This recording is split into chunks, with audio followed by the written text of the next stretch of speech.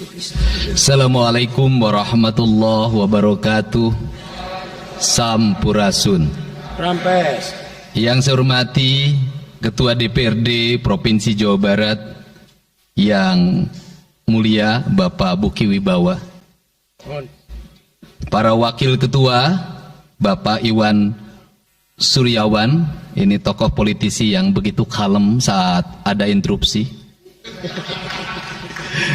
Bapak MK Suara, ini politisi yang tampan selamanya tapi tidak pernah nakal. Dan tokoh spektakuler kita yang sangat populer di antara politisi DPRD Provinsi Jawa Barat, Bapak Ono Surono. Saya sudah tahu Pak Ono kontrak-kontrak medianya sudah banyak nanti ke depan. Kemudian juga Bapak ini sebentar lagi akan berangkat haji, Bapak Kiai Haji Acep Jamaluddin. Terima kasih. Seluruh anggota DPRD Provinsi Jawa Barat, para ketua praksi, para ketua komisi, dan saya mengucapkan terima kasih atas berbagai otokritik yang dilakukan, baik secara langsung maupun lewat media, baik media massa maupun media elektronik. Dan itu menunjukkan bahwa di Provinsi Jawa Barat ada terjadi dinamika politik yang luar biasa. Semua orang memiliki concern pada hal yang menjadi tujuan kita, mewujudkan Jawa Barat istimewa dengan berbagai cara. Tugas DPR adalah bicara, itulah tugas DPR. Jadi kalau tidak bicara, mungkin DPRD dianggap tidak ada. Saya ucapkan terima kasih atas otokritiknya. Sekretaris Daerah Provinsi Jawa Barat, kemudian yang mewakili Pangdam 3 Siliwangi, yang mewakili Kapolda Jabar, yang mewakili Kejaksaan Tinggi Jawa Barat, dan untuk khusus untuk Kejaksaan Tinggi Jawa Barat, saya sampaikan ucapan terima kasih, rasa hormat yang tinggi kepada Kejaksaan Agung Republik Indonesia atas tindakannya melakukan penahanan dan mentersangkakan Direktur Utama PT Sritek dan salah satu mantan pejabat BJB yang sudah resign atas kasus dugaan penyimpangan kredit, yaitu menyampaikan kredit ke Bank Jabar, mudah-mudahan tidak salah, kalau salah dikoreksi, sekitar 600 miliar rupiah tanpa agunan yang memadai. Dan ini langkah taktis, dan pemerintah Provinsi Jawa Barat melalui RUPS-nya sudah melakukan koreksi dan perubahan secara total sehingga peristiwa ini tidak akan mempengaruhi kinerja BJB. Saya ucapkan terima kasih. Dan semoga peristiwa ini tidak terjadi lagi di masa yang akan datang. Kemudian yang hormati para staf ahli, para asisten, para kepala perangkat daerah Provinsi Jawa Barat. Yang pertama, forum ini adalah forum kebahagiaan. Ada yang berbahagia hari ini, yaitu seluruh warga Jawa Barat, di mana kita bisa menyelesaikan dua agenda, yaitu agenda pengesahan Raperda tentang investasi dan agenda tentang pengesahan hasil dari LKPJ. Seluruh rakyat Jawa Barat bergembira karena rencana kita dalam melaksanakan pembangunan akan berjalan dengan cepat. Tetapi barangkali para media sangat kecewa karena hari ini tidak kejutan-kejutan lagi, sehingga viewernya mungkin agak menurun hari ini. Tetapi kita harus berkorban demi kepentingan rakyat Jawa Barat. Kita kesampingkan viewer, kita kesampingkan komen, kita utamakan kepentingan rakyat Jawa Barat. Sebenarnya konsep pidatonya sudah ada, tetapi saya mencoba menyatukannya. Yang pertama adalah bahwa kita bicara tadi tentang berbagai rekomendasi. Dan rekomendasi itu juga termasuk di dalamnya disahkannya Raperda tentang investasi yang sebentar lagi menjadi perda. Apa sih yang menjadi rekomendasi? Rekomendasi pertama adalah angka kemiskinan yang masih tinggi di Jawa Barat. Tetapi saya usul pada Pak Ketua, ke depan kalau LKPJ sebaiknya para bupati wali kota diundang di seluruh Jawa Barat. Karena Jawa Barat itu pertanggungjawabannya bukan di OPD Jawa Barat, tetapi seluruh kinerja pembangunan itu ada di Pemkab dan Pemkot serta ada di pemerintah desa. Jawa Barat tidak memiliki rakyat yang terkelola secara langsung karena seluruh pengelolaannya ada di pemerintah kabupaten kota dan pemerintahan desa. Dan saya mohon nanti dipaparkan kemiskinan yang paling tinggi dalam perspektif BPS, dalam perspektif LKPJ dan analisisnya itu di kabupaten mana, bila perlu sampai di desa mana.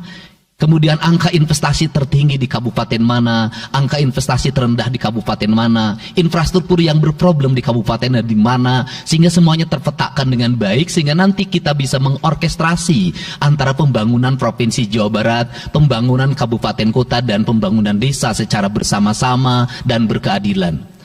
Kemudian yang kedua, bahwa investasi ini menjadi aspek yang utama dalam kinerja pembangunan Provinsi Jawa Barat hari ini. Kenapa? Karena satu, angka kemiskinan kita masih tinggi. Kemudian angka kemiskinan yang tinggi di Indonesia sebenarnya juga dipengaruhi oleh jumlah penduduk yang tinggi. Sehingga persentase kecil menurut Jawa Barat, tetapi menurut nasional menjadi besar. Keberhasilan Indonesia sangat tergantung terhadap kinerja pemerintah Provinsi Jawa Barat, pemerintah kabupaten kota, dan pemerintahan desa. Yang kedua adalah pendidikan. Yang ketiga adalah infrastruktur. Yang keempat, kesehatan. Yang kelima, pengendalian penduduk. Yang keenam adalah pengendalian lingkungan. Kemudian yang ketujuh adalah belanja pemerintah yang masih besar. Belanja tidak langsungnya, yaitu belanja untuk kepentingan pegawai. Yang kedelapan adalah pengelolaan aset. Seluruh rangkaian yang menjadi rekomendasi ini adalah tugas kami untuk meneruskan rekomendasinya. Tetapi yakinlah bahwa apa yang kami lakukan selama ini, langkah-langkah yang seringkali kontroversi, langkah-langkah yang seringkali dianggap one man show, langkah-langkah yang seringkali dianggap terlalu sendiri dan terlalu konten, sesungguhnya adalah langkah-langkah menyelesaikan ini semua. Saya memberikan contoh. Kalau saya melakukan operasi terhadap penutupan galian C, penutupan areal-areal pelanggaran terhadap lingkungan, kalau saya mengkoordinasikan terlebih dahulu dengan jajaran saya, bisa jadi operasi saya gagal. Kenapa? Karena begitu rapat, besoknya penambangnya sudah tahu apa yang akan kami lakukan. Sehingga kejutan-kejutan itu dilakukan untuk memberikan efek kejut. Dari efek kejut itu melahirkan viral. Dari viral itu melahirkan atensi. Yang pada akhirnya hari ini Jawa Barat, seluruh penambangan liar bisa diselesaikan secara hukum. Dan Kapolda memberi atensi yang sangat tinggi. Hari ini Jaksa Agung memberikan perintah kepada Kejaksaan Tinggi untuk melakukan proses pidana bagi siapapun yang melakukan pelanggaran lingkungan dan memberikan kerugian bagi kepentingan masyarakat. Yang kedua, saya sampaikan juga mengenai bagaimana melakukan penanganan terhadap berbagai problem lingkungan yang terjadi, nilai tukar petani yang menurun, kemudian musibah bencana alam yang tidak berhenti. Perlu kami sampaikan bahwa Gubernur Jawa Barat sudah mengeluarkan peraturan gubernur yang melarang alih fungsi lahan, yaitu larangan alih fungsi hutan, larangan alih fungsi areal perkebunan, larangan alih fungsi sumber-sumber pengairan, larangan air fungsi dari airan sungai, dan larangan alih fungsi pesawahan. Yang itu harus segera ditindaklanjuti oleh kabupaten kota dengan melakukan evaluasi tata ruang secara menyeluruh. Karena inilah jalan yang terbaik apabila kita ingin melakukan perubahan lingkungan di Jawa Barat. Kemudian, masih bicara kemiskinan hubungannya dengan pendidikan. Saya sampaikan bahwa problem kita saat ini, saat pemerintah menggratiskan sekolah sampai SMA, swasta masih bayar, maka gratis itu tidak punya makna. Saya tadi di jalan itu bertemu dengan orangnya menangis di depan saya karena seragamnya tidak bisa terbayar. Saya katakan harga seragam berapa? 1,5 juta. Saya balik, jajan anak ibu berapa? Sehari 20.000. Apa sih yang terjadi? Yang harus diperbaiki bukan hanya pemerintah, tetapi juga masyarakat harus diperbaiki. Apa yang harus diperbaiki? Ke sekolahnya harus selalu gratis, tapi biaya konsumsi anaknya selalu diikuti. Apa artinya gratis? kalau bekal ke sekolah 50.000 per hari. Negara mengeluarkan biaya, tapi orang tua mengeluarkan biaya. Maka kami sudah mengeluarkan surat edaran. Yang surat edaran itu sesungguhnya sebagai upaya sistematik dan menyeluruh sampai tingkat pendidikan dasar, walaupun itu bukan kewenangan gubernur, tetapi dari sisi surat edaran gubernur bisa dijadikan landasan bagi para bupati dan wali kota membuat surat edaran yang sama. Apa sesungguhnya yang menjadi alam pikiran saya? Alam pikiran saya, kemiskinan terjadi bukan hanya pada persoalan menurunnya pendapatan, tetapi kemiskinan terjadi yang paling besar adalah karena meningkatnya biaya hidup. Biaya hidup yang tinggi misalnya di sekolah, biaya studi tour, biaya perpisahan, biaya outing kelas, dan berbagai biaya wisudaan, itu adalah biaya yang tinggi dalam pendidikan. Untuk itu, apa yang dilakukan oleh orang tua ketika membelanjakan untuk kepentingan itu? Mereka pinjam bank emok, mereka pinjam bank keliling, mereka pinjam bank pinjol, mereka pinjam NBK, dan mereka pinjam bank Pancasila. Menghentikan ini sesungguhnya, saya lagi menghentikan mereka tradisi meminjam uang dalam keadaan terdesak pada para rentenir. Dan ini strategi untuk menurunkan kemiskinan. Kemudian yang berikutnya adalah perhatian ketika rakyat sakit. Maka pemerintah harus cepat hadir menangani. Kenapa? Karena orang bisa jatuh miskin ke dalam jurang yang lebih dalam. Manakala dia sakit tidak ada yang mengobati, BPJS-nya tidak mampu mengcover, biaya untuk ngontrak selama dirawat di Hasan Sadikin tidak punya, biaya untuk makan untuk keseharian tidak ada, sedangkan tulang punggungnya berhenti karena sakit. Ini juga menyebabkan kemiskinan. Kemudian yang berikutnya, kemiskinan terjadi karena rusaknya sumber daya alam, air yang hilang, sumber penghidupan yang hilang, sumber energi yang hilang, sumber protein yang hilang, sumber kalori yang hilang di lingkungan berupa kerusakan lingkungan, itu akan melahirkan kemiskinan. Maka alam yang tertata sesungguhnya adalah bagian dari upaya untuk menjaga kemiskinan. Kemudian yang berikutnya adalah belanja infrastruktur yang halus meningkat, dan itu di belanja sekarang kita sudah melihat. Itu adalah bagian dari menyelesaikan problem kemiskinan. Konektivitas infrastruktur sangat penting dalam menumbuhkan ekonomi, tetapi di balik itu kebudayaan rakyat tidak boleh berubah. Kenapa? Infrastruktur baik bisa jadi tanahnya dijual karena mahal, pada akhirnya menjadi miskin kembali. Infrastruktur harus seiring dan sejalan dengan kerangka berpikir publik yang mengerti akan hak atas tanah. Kemudian yang berikutnya adalah pengendalian penduduk. Booming penduduk di Jawa Barat relatif besar. Untuk itu harus dibuat berbagai upaya untuk menyelesaikan problem kependudukan. Saya berkali-kali bercerita bagaimana di Majalengka saya bertemu dengan sebuah keluarga yang tinggal di kontrakan, yang ayah dan ibunya tidur ketika jam 11 siang, dan anak-anaknya berjualan di alun-alun. Jumlah anaknya 11, dan ketika saya berkunjung ke tempat kontrakannya sudah hamil lagi yang ke-12. Ini problem. Dan itu saya kemudian di Cirebon, saya berkunjung pada sebuah rumah yang listriknya baru dinyalakan lewat program Provinsi Jawa Barat. Rumahnya itu ternyata anaknya sudah 4, padahal dia baru saja menyelesaikan rumah dari pinjaman senilai 25 juta, dan itu pun belum selesai, dan rumahnya 1 kamar. Ketika keluar dari rumah itu, saya bertemu dengan seorang bapak yang meminta kepada saya untuk ber-KB. Anaknya sudah 7, dia tak mau lagi untuk anak yang ke-8. Saya katakan bahwa jumlah anak sangat identik dengan problem kemiskinan. Betul, kemiskinan tidak akan bisa diselesaikan dengan hanya mengatur kelahiran, tetapi setidaknya pengaturan kelahiran adalah bagian dari untuk menekan angka kemiskinan. Dan yang terakhir adalah dari seluruh rangkaian ini adalah belanja pemerintah harus menjadi stimulus bagi kepentingan masyarakat.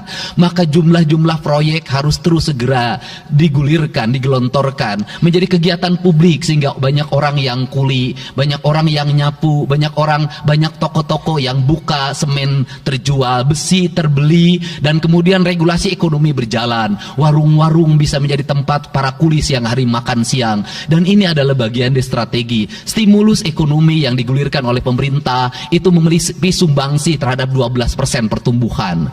Dan yang terakhir adalah investasi. Investasi itu modalnya ada 3. Yang pertama adalah konektivitas infrastruktur, ketersediaan jaringan air bersih. Kita jujur hari ini saya sampaikan ke DPRD, banyak perusahaan-perusahaan yang masih menggunakan air bawah tanah tanah tapi tidak berizin, bayar pajak tidak, jalan terus. Karena kalau dihentikan mereka pabriknya berhenti. Setelah itu apa? Mereka menjadi objek pemerasan beberapa pihak dalam setiap bulan karena dianggap melanggar perda. Tetapi kalau juga mereka dihentikan, maka pabrik itu berhenti. Dilema itu harus segera diselesaikan. Caranya bagaimana? Caranya adalah pemerintah provinsi melalui Bapeda hari ini harus segera merancang daerah-daerah yang menjadi kawasan industri, harus dibangun fasilitas infrastruktur jaringan air bersih dalam bentuk investasi pemerintah, sehingga nanti dikoreksikan dengan PAM-PAM atau PDAM di setiap kabupaten kota secara terkoneksi. Dan ini jalan bagi kita menyelamatkan lingkungan dan menorong pertumbuhan PDAM di setiap kabupaten kota. Karena apa? Karena angka pembayaran yang dilakukan oleh industri jauh lebih baik dibanding angka rumah tangga dan angka-angka layanan sosial lainnya. Itu yang pertama. Yang kedua adalah tumbuhnya iklim investasi di mana masyarakat merasa nyaman, investor merasa nyaman ketika perizinannya cepat. Saya memberitahukan ya bahwa di Indramayu ada pabrik sepatu yang selama 2 tahun tidak mau buka hanya karena perizinan lingkungan hidupnya belum kelar. Saya ngambil langkah pasang badan, lakukan pembangunan karena itu menyerap 8.000 tenaga kerja. Kemudian di Cirebon juga seperti itu, banyak perizinan yang menggantung bertahun-tahun. Hari ini saya janjikan dalam 1 bulan ini seluruh perizinan di Jawa Barat tuntas dan selesai. Dan saya meminta kepala BPM TSP menjadi VR pemerintah Provinsi Jawa Barat untuk senantiasa tiap hari melihat data dan dokumen di setiap kabupaten kota, mana yang terlambat, mana yang mengalami hambatan. Kemudian yang berikutnya adalah kenyamanan dalam berusaha. Kenyamanan dalam berusaha adalah keterangan para investor dan lingkungan masyarakat terhadap berbagai aksi gangguan dari orang yang mengatasnamakan diri preman. Untuk itu hari ini kita cukup bersyukur di Jawa Barat, peristiwa ini sudah hampir tidak ada. Kapolda kalau dengar ada preman hari ini turun, termasuk ke Garut, dengar ada preman Kapolda turun. Ini semua stakeholder sudah bergerak dengan baik, layanan investasi sudah berjalan dengan baik. Tinggal satu lagi hambatan investasi adalah masyarakat menaikkan harga tanahnya luar biasa. Kasus BYD, kenapa mengalami hambatan sekitar 20 hektar masih belum terbebaskan? Karena rakyatnya hari ini meminta 3 juta rupiah per meter. Padahal di situ dulu 150.000, itu pun jarang yang beli. Ini problem kita. Apa peran gubernur? Saya sampaikan, peran gubernur bukan hanya mendorong bagaimana investasi berjalan melalui mekanisme administratif.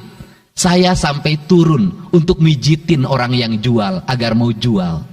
Dan sudah ada beberapa yang berhasil saya rayu, saya dekati dengan harga itu pun tidak terlalu rendah, harganya 1,1 juta. Itu sudah paling murah. Ini yang terjadi di Jawa Barat hari ini. Tidak mudah mengelola sebuah wilayah yang begitu luas, tidak mudah mengelola sebuah daerah yang kabupaten kotanya sudah otonom. Diperlukan pendekatan-pendekatan seorang ayah pada anak-anaknya. Sehingga hari ini saya di Provinsi Jawa Barat, saya tidak memposisikan gubernur. Saya kadang memposisikan menjadi ketua RT, saya kadang memposisikan menjadi ketua RW, saya kadang memposisikan menjadi kepala desa. Kenapa? Karena warga ini perlu disentuh dengan pendekatan pendekatan emosional yang kebapaan, bukan pendekatan struktural. Untuk itu saya yakin bahwa forum ini adalah forum kebahagiaan bagi kita semua. Kita sudah bisa menyelesaikan 2 agenda besar. Semoga ini menjadi kado terindah bagi masyarakat Jawa Barat. Insya Allah kami akan menjalankan pemerintahan dengan baik. Apa yang kami susun, apa yang kami rancang, dan apa yang kami kerjakan adalah semuanya kami dedikasikan untuk kepentingan masyarakat Jawa Barat. Yang terakhir kami sampaikan juga bahwa kami kemarin sudah melapas 273 anak-anak yang mengikuti pendidikan di Dodi Krindam 3 Siliwangi. Hasilnya bisa dilihat secara terbuka di berbagai tayangan. Air mata tidak akan bisa membohongi kejujuran rakyat dan anak-anak itu. Dan saya sampaikan, hari ini ada 13 orang anak yang tinggal di rumah dinas gubernur. Pada saat yang lain orang tuanya datang menjemputnya, dia menangis. Tak ada satupun orang tuanya yang datang. Seorang menjadi anak yang terbuang. Dan akhirnya saya memutuskan mereka untuk sekolah di Bandung dan tinggal bersama Gubernur Jawa Barat. Ini cara kita menyelesaikan. Saya ucapkan terima kasih pada semuanya. Semoga kebahagiaan menyertai kita semua. Dan saya yakin setelah kegiatan ini kita akan walkout secara bersama-sama. Wallahu muwaffiq ila aqwamit thoriq. Assalamualaikum warahmatullahi wabarakatuh. Sampurasun. Sekali merdeka tetap walk out secara bersama-sama.